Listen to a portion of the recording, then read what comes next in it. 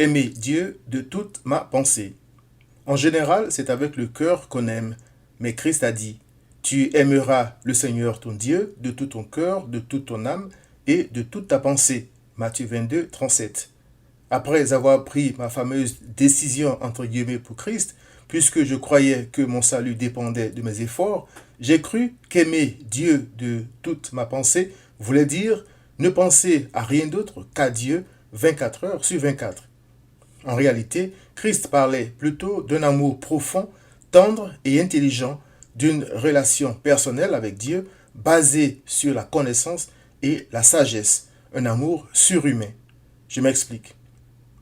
C'est le genre d'amour qui a fait tressaillir ou sursauter Abraham de joie concernant Christ, selon Jean 8, 56, et qui a aussi fait sursauter Christ de joie.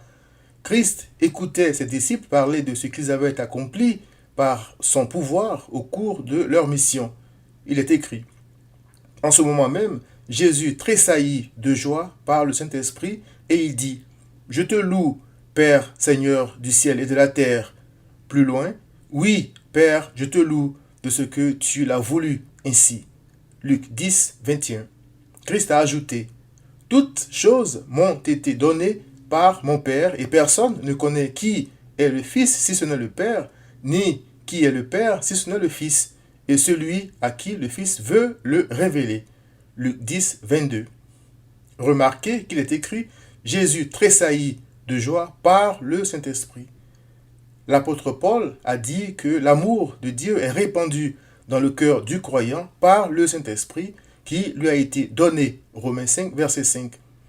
Venant donc du Saint-Esprit, cet amour est bien plus qu'une simple émotion. Il est écrit « L'Esprit de l'Éternel reposera sur lui, esprit de sagesse et d'intelligence, esprit de conseil et de force, esprit de connaissance et de crainte de Dieu. » Ésaïe 11, verset 2.